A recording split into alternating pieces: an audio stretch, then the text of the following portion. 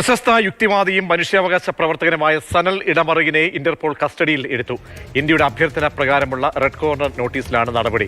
ബസന്ത്, സനൽ ഇടമറുക് ഇപ്പോൾ ഫിൻലാൻഡിൽ കഴിഞ്ഞു വരികയാണ്. ഇന്ത്യയിലേക്ക് എത്താൻ കഴിയാത്ത സാഹചര്യം കേസുമായി ബന്ധപ്പെട്ട് നേരത്തെ മതനിന്ദാ കേസുമായി ബന്ധപ്പെട്ട് ഫിൻലാൻഡിൽ സനൽ ഇടമറുക് കഴിഞ്ഞു വരികയായിരുന്നു. മനുഷ്യാവകാശ പ്രവർത്തകനാണ്, അങ്ങനെ യുക്തിവാദിയായിരുന്നു.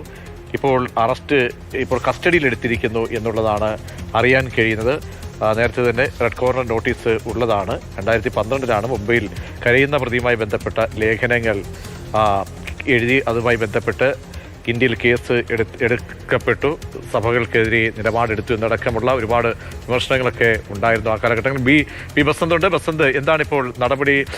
ഇന്റർപോളിന്റെ ഭാഗത്തു നിന്നാണ് ഉണ്ടാകുന്നത്. ഇന്ത്യക്ക് കൈമാറുന്നതുമായി ബന്ധപ്പെട്ട് അങ്ങനെയൊക്കെ എന്തെങ്കിലും കാര്യങ്ങൾ ഉണ്ടോ, വിവരങ്ങൾ എന്തെങ്കിലും ഉണ്ടോ? പ്രതീക്ഷ, കഴിഞ്ഞ മാസം 28-നാണ് വാർസോയിലെ മോഡ്ലിൻ വിമാനത്താവളത്തിൽ വെച്ച് സനൽ ഇടമറുകിനെ കസ്റ്റഡിയിലെടുക്കുന്നത്. ഇന്ത്യയുടെ അഭ്യർത്ഥന പ്രകാരം ഇന്റർപോൾ പുറപ്പെടുവിച്ച റെഡ് കോർണർ നോട്ടീസിന്റെ അടിസ്ഥാനത്തിലാണ് സനലിനെ പോലീസ് അധികൃതർ കസ്റ്റഡിയിലെടുക്കുന്നത്. ഇന്ത്യയിൽ 2012 ഒരു മതനിന്ദ കേസ് സനലിനെതിരെ ഉണ്ടായിട്ടുണ്ട്. അതായത് മുംബൈയിൽ വളരെ പ്രശസ്തമായ ഒരു വീപ്പിംഗ് സ്റ്റാച്ചു അല്ലെങ്കിൽ കരയുന്ന പ്രതിമയുമായി ബന്ധപ്പെട്ട ഒരു വിഷയത്തിൽ അതിന്റെ ശാസ്ത്രപരമായ കാരണങ്ങൾ വിശദീകരിച്ചുകൊണ്ട് സനൽ എഴുതിയ ഒരു ലേഖനമാണ് അന്ന് ജാമ്യമില്ലാ വകുപ്പ് പ്രകാരം മതനിന്ദ കേസ് എടുക്കേണ്ടി വന്നത്. ഇതിനെ തുടർന്ന് സനൽ ഇന്ത്യ വിടുന്ന ഒരു സാഹചര്യം ഉണ്ടായിരുന്നു. ഫിൻലൻഡിലാണ് അദ്ദേഹം താമസിച്ചിരുന്നത്.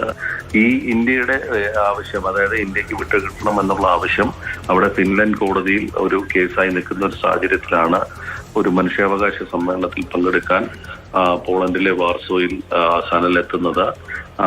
സനലിനെ അവിടെ വിമാനത്താവളത്തിൽ വെച്ച് കസ്റ്റഡിയിൽ എടുക്കുകയാണ് ചെയ്തിരിക്കുന്നത്. സനലിനെ ഇന്ത്യക്ക് വിട്ടു നൽകരുത് എന്നാവശ്യപ്പെട്ട് ഇപ്പോൾ റാഷണലിസ്റ്റ് ഇന്റർനാഷണൽ വാർത്താക്കുറിപ്പ് ഇറക്കിയിട്ടുണ്ട്. സനലിന്റെ ജീവൻ അപകടത്തിലാവും ഇന്ത്യക്ക് കൈമാറിയാൽ എന്നാണ് ഇപ്പോൾ ഇവർ ആവശ്യപ്പെട്ടിരിക്കുന്നത്.